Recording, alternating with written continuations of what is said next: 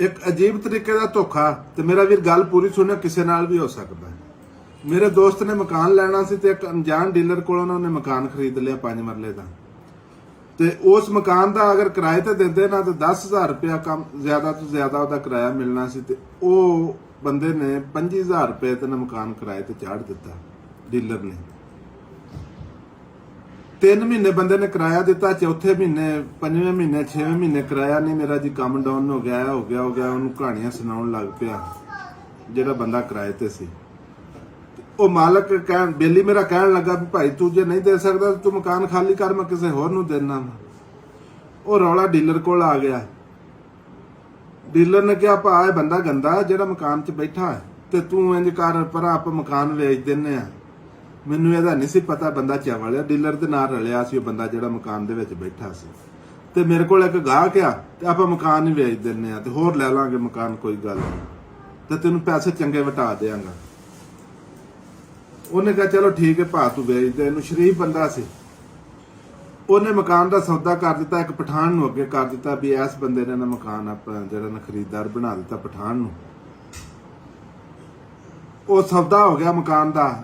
पठान ने बयाना दे दिता 10 लाख रुपया, स्टाम्प लिखिया गया।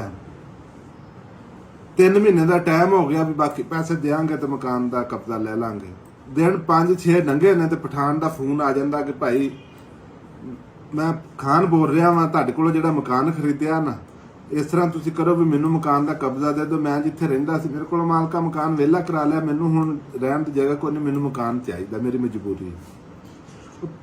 बेली मेरा कहन लगा भाई ठीक है तेरी मजबूरी है, तू पूरी पेमेंट मैनूं दे ते मकान का कब्जा ले ला, उस तो पहले मैं कब्जा नहीं देना।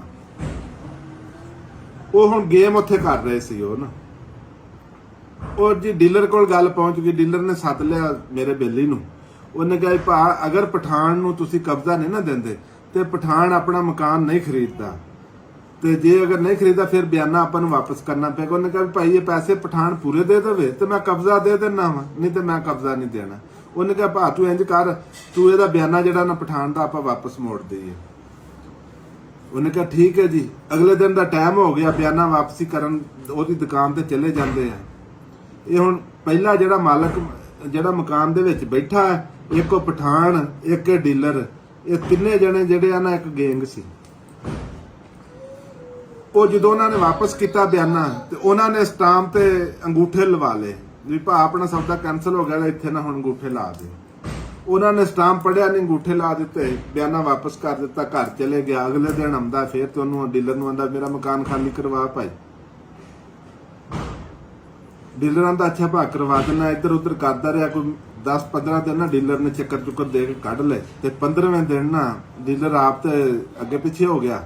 ते ਉਹ ਜਿਹੜਾ ਬੰਦਾ ਮਕਾਨ 'ਚ ਬੈਠਾ ਸੀ ਨਾ, ਉਹ ਬੇਲੀ ਮੇਰੇ ਨੂੰ ਆਂਦਾ ਭਾਈ ਤੂੰ ਕਿੱਧਰ ਤੁਰਿਆ ਫਿਰਨਾ, ਕਿਹੜੇ ਚੱਕਰ 'ਚ ਫਿਰਨਾ। ਉਹਨੇ ਕਿਹਾ ਜੀ ਮਕਾਨ ਵਿਹਲਾ ਕਰ, ਚੱਕਰ ਕਿਹੜਾ। ਉਹਨੇ ਕਿਹਾ ਆ ਵੇਖ ਤੇਰੇ ਸੈਨ ਅੰਗੂਠੇ ਸਟਾਮ ਹੈ ਮੇਰਾ ਵੀਰ, ਮੈਂ ਤਾਂ ਤੇਰੇ ਕੋਲ ਮਕਾਨ ਖਰੀਦਿਆ ਹੋਇਆ ਤੇ ਸਾਰੀ ਪੇਮੈਂਟ ਤੈਨੂੰ ਦੇ ਚੁੱਕਿਆ ਵਾਂ।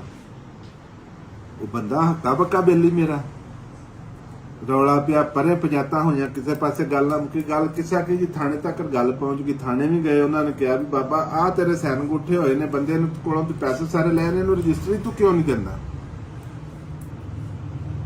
ਗੱਲ ਥਾਣਿਓਂ ਕਚਹਿਰੀ 'ਚ ਚਲੀ ਗਈ। ਗੱਲ ਇਹ ਆ ਕਿ ਬੰਦਾ ਉਹ ਜਿਹੜਾ ਨਾ ਬੇਲੀ ਮੇਰੇ ਕੋਲੋਂ ਮੁਫਤ ਮਕਾਨ ਉਸ ਬੰਦੇ ਨੇ ਹਥਿਆ ਲਿਆ। ਤੇ ਉਹ ਬਾਬਾ ਸੀ ਜਿਹਨੇ ਮਕਾਨ ਹਥਿਆਇਆ ਨਾ, ਉਹਦੀ ਮਰੱਬਿਆਂ 'ਚ ਪੈਲੀ ਸੀ, ਜਿਹੜੀ ਜਗ੍ਹਾ ਤੇ ਉਹ ਮਕਾਨ ਸੀ ਨਾ, ਉਹ ਸਾਰੀ ਭਲਿਆਂ ਸਮਿਆਂ 'ਚ ਵੇਚ ਕੇ ਖਾਲੀ ਸੀ ਤੇ ਹੁਣ ਚਵਲਾ ਮਾਰਦਾ ਸੀ। ਤੇ ਬਾਬਾ ਹੁਣ ਮਰ ਗਿਆ। ਹੁਣ ਅਗਲੇ ਜਹਾਨ ਬਾਬਾ ਪਲਾਟ ਤੇ ਘਰ ਤੱਕ ਲੈ ਗਿਆ ਬੇਈਮਾਨੀ ਦੇ ਨਾਲ।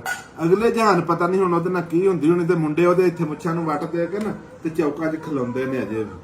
ਮੇਰਾ ਵੀਰ ਕਿਸੇ ਨਾਲ ਬੇਈਮਾਨੀ ਨਹੀਂ ਕਰਨੀ ਚਾਹੀਦੀ ਤੇ ਇਸ ਤਰ੍ਹਾਂ ਦੇ लालच आ के ना कभी भी ना फसो मेरा वीर। अपना सोच समझ के ना जरा जो भी कोई प्रॉपर्टी खरीदो तो सोच समझ के फैसला करया करो। हर चीज पढ़ के ते फिर सैन अंगूठे करया करो मेरे वीर।